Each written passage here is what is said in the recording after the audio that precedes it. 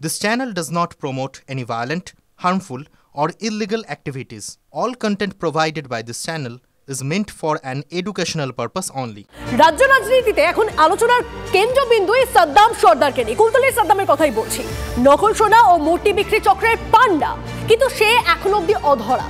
সে এবং তার দুই ভাই এখন অবধি অধরা, যদিও ধরা পড়েছে শুধু বাড়ির দুই মহিলা। বিরোধীদের অভিযোগ, তৃণমূলের মদতেই সাদ্দামের চাষবাসের আড়ালে দুষ্কর্ম চলত।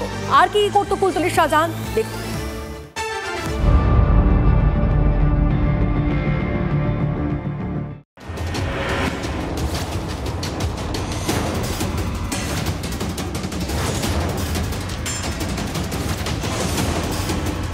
এ যেন ছিল রুমাল, হয়ে গেল বেড়াল।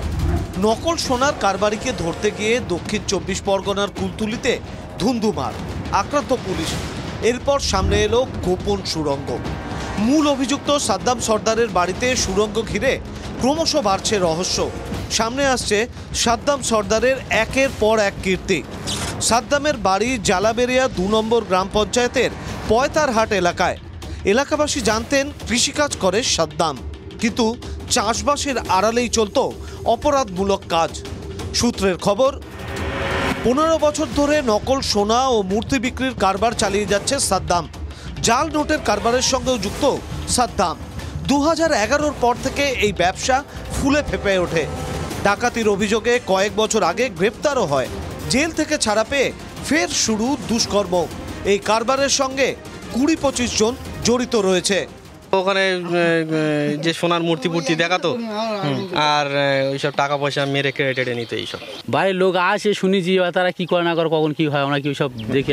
বিরোধীদের অভিযোগ, তৃণমূলের মদতে কারবার ফুলে ফেঁপে উঠেছে সাদ্দামের। বাইরে থেকে মানুষকে নিয়ে এসে তাদেরকে ঠকানো হয়েছে নকল সোনা দেখিয়ে। এ তো সবাই জানে, হাজার হাজার সাদ্দাম শাহজাহান এখানে আছে।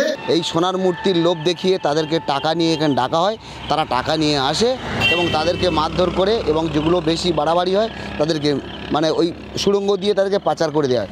যদিও শাসক দলের নেতা বিধায়করা যাবতীয় অভিযোগ অস্বীকার করেন। দেখুন, বিরোধীরা অনেক কথা বলবে, কিন্তু একটা কথা বলবো যে যারা আমাদের সরকারে তো পুলিশ প্রশাসন এগুলো ধরছে, এবং বিশেষ করে যারা এই সঙ্গে জড়িত আছে, আমরা আইনকে বা পুলিশ প্রশাসনকে বলেছি ফ্রি হ্যান্ডে তাদেরকে ধরে যেন দৃষ্টান্তমূলক শাস্তি দেয়। আমাকে কোনো ইনফরমেশন না হলে আমরা স্টেপ নেব কী করে? যা প্রশাসনিক যেভাবে স্টেপ নেবে সেটা দুষ্কৃতিক সাজা পাবে, এটা আমি চাচ্ছি। পুলিশের দাবি, মহিলাদের ঢাল হিসেবে ব্যবহার করে গোটা অপারেশন চালাতো এই গ্যাং। পয়তারহাট গ্রামে পুলিশি অভিযানের পর থেকে গোটা গ্যাংই পলাতক। Bureau report, TV9 Bangla.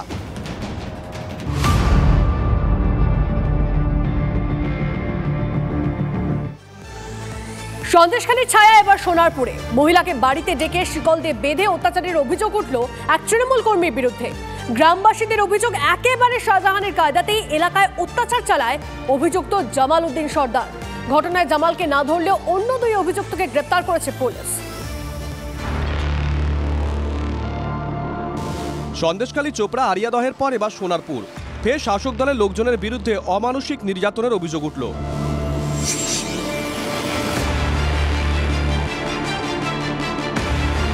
পারিবারিক বিবাদ মেটানোর নামে সালিশি সভায় এক মহিলার পায়ে শিকল বেঁধে অকথ্য অত্যাচারের অভিযোগ উঠল।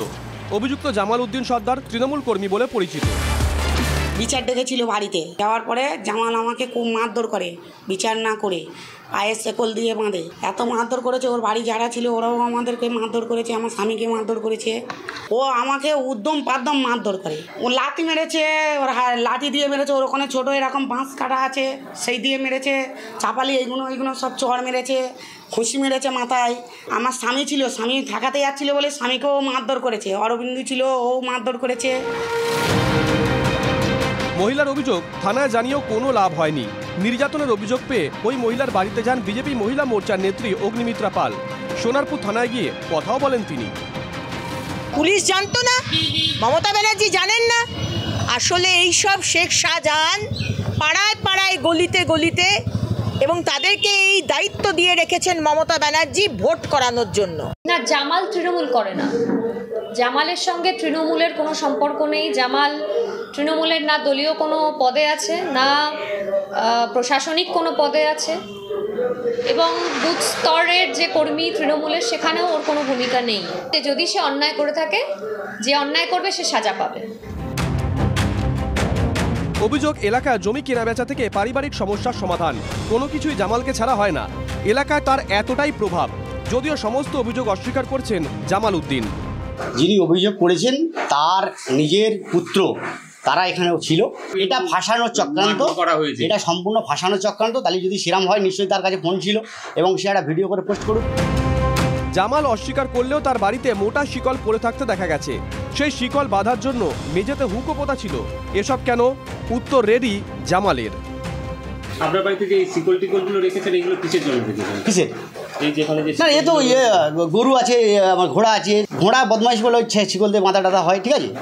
শিকল কি মানুষের মাথার জন্য কেউ বাড়িতে রেখে দেয়? বোকা বোকা কথাবার্তা বললে হবে? কেউ বলবে? এটা ফাঁসানোর চক্রান্ত, সম্পূর্ণ এটাকে সমীর করে এটা করাচ্ছে ওকে দিয়ে। মানে জামালের ঘোড়া শালও আছে? থাকবে নাই বা কেন?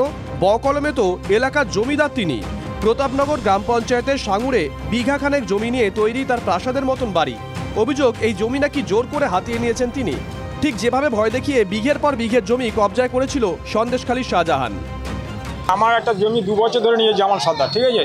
ও বলতে যাচ্ছি, ও মারতে আসছে। কতটা জমি? 10 কাঠা জমি। এখানে জামাল একটা দলবল আছে, সেই টিমটা ওর কথা শোনে, ঠিক আছে?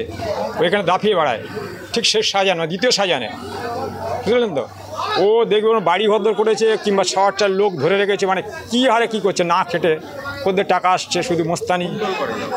জামাল এখন তৃণমূলের এতে আছে।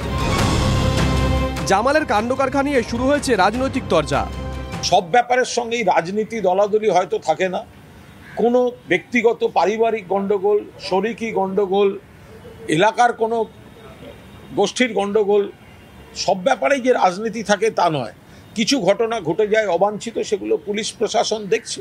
তৃণমূল করে যা খুশি করো, ভোটটা লুট করে দাও। শাহজাহান জেসিবি থেকে জয়ন্ত। গত কয়েক মাস ধরে শাসক দলের বাহুবলীদের একের পর এক দাদাগিরির খবর সামনে এসেছে। চোপড়া যুগলকে রাস্তায় ফেলে বেধড়ক মারধরের ঘটনায় তোলপাড় হয়েছিল রাজ্য। সংসদে দাঁড়িয়ে তার নিন্দা করতে দেখা গেছিল প্রধানমন্ত্রীকে।